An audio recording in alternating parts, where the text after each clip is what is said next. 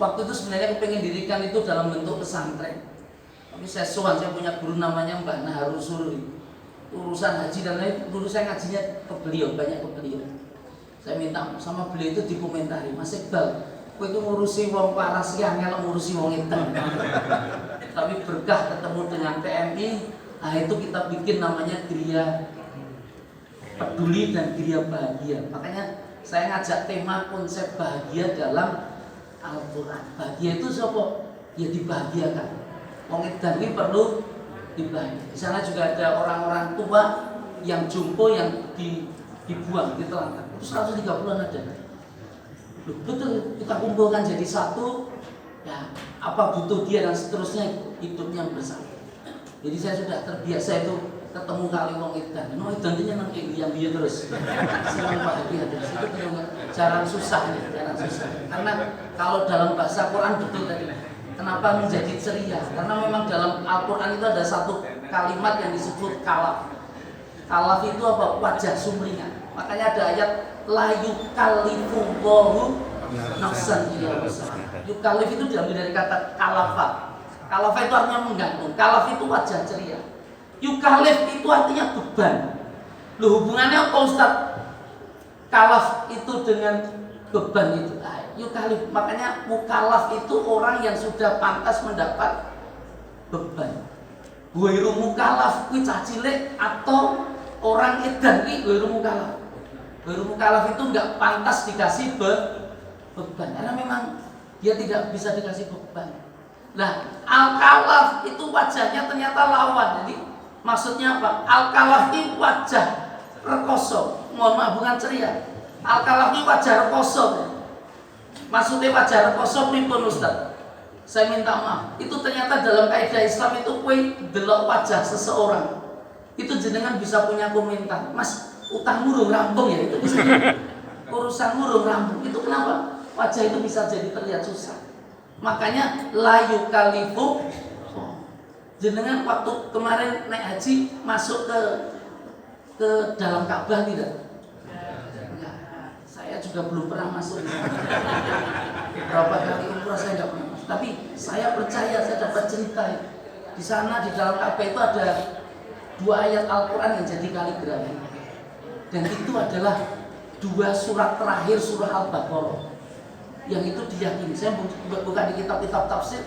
2 ayat ini sama seperti Al-Fatihah. Al-Fatihah itu belum pernah diturunkan kepada Nabi selain Nabi Muhammad.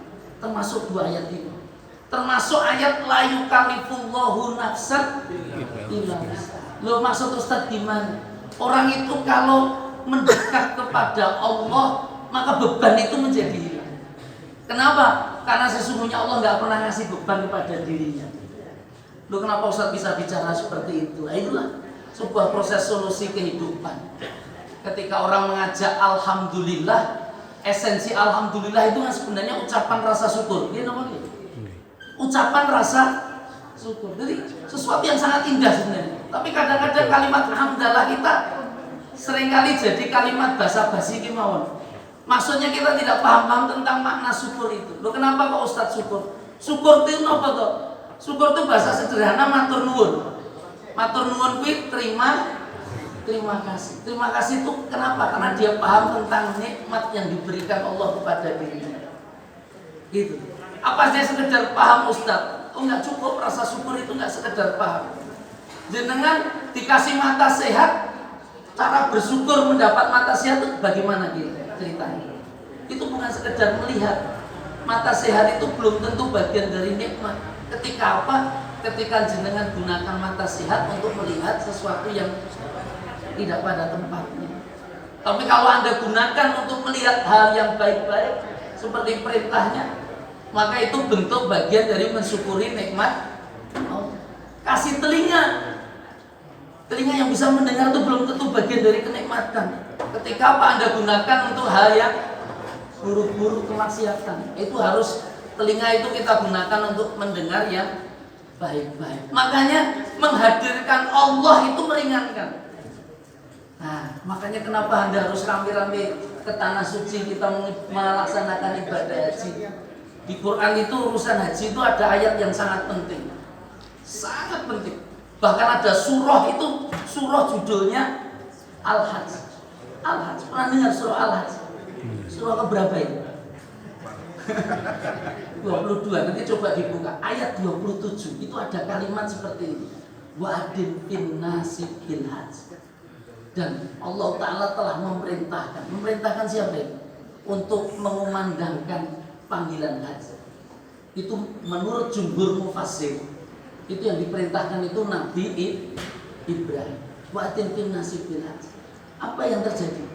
Kenapa? Kapan itu perintah itu diturunkan? Itu setelah Nabi Ibrahim selesai menegakkan bangunan Ka'bah. Itu di awal saya baca di tafsir Kemenak itu ada tafsir Kemenak, bukan Al-Quran terjemahannya. Kitab tafsirnya ada, tafsir dan terjemahan. Tafsir Kemenak, kitab tafsir Kemenak itu ada. Itu dijelaskan. Itu mengutip sebuah hadis dari Abbas bin Abdul Muthalib. Rasulullah pernah menceritakan kisah itu. Saat dia menceritakan, saat Allah memerintahkan Nabi Ibrahim agar apa? Wa'adin fin nasi bil hajj, memanggil semua manusia untuk mengerjakan haji. Apa waktu itu responnya Nabi Ibrahim? Ibrahim itu tahu diri betul. Dia pikir gimana caranya? Kalau Ibrahim masa kini kan mungkin punya akun di media sosial, dan jenengan saya yakin jadi followernya. Makanya tinggal pakai status, ayo dong mengangkat haji, kalau jenengan tinggal oke yes, kapan mengangkat, gimana dan seterusnya ketemu. Di zaman itu gimana kira-kira? Gimana itu? Makanya dia ragu-ragu, gimana saya bisa manggil seluruh manusia? Seluruh manusia kan bukan pekerjaan yang ringan. Tetapi Allah meyakinkan dengan kalimat yaktu karijalam wa ala kulli domiri yaktina min kulli fajjin amin. Itu Allah memastikan, tugasmu widir manggil. Jenengan kertas muadzin. Muadzin kuwi nek adat maksa wong tekan ning masjid apa mboten? Tugas dia hanya adzan. Muadzin itu hanya adzan. Masalah berangkat atau tidak kan? Ternyata Allah sudah janjikan. Ora sia-sia kowe mau manggil. Kenapa? Karena yaktuka itu Allah sesungguhnya yang akan mendatangkan itu, sehingga akan berdatangan orang-orang rijalan. Terus maknanya rijalan. Rijalan itu wong direwangi gunakan rijla ini, dua kakinya, alias melaku. Jenengan nate ndelok wong haji melaku. Melaku saka Indonesia tekan mriki.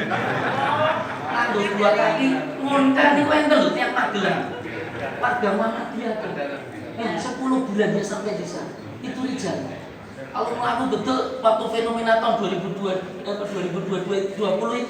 itu ada seorang mualaf dari pendeta dari Inggris itu melaku. Tapi Inggris ke Mekah sama Indonesia ke Mekah kan separuh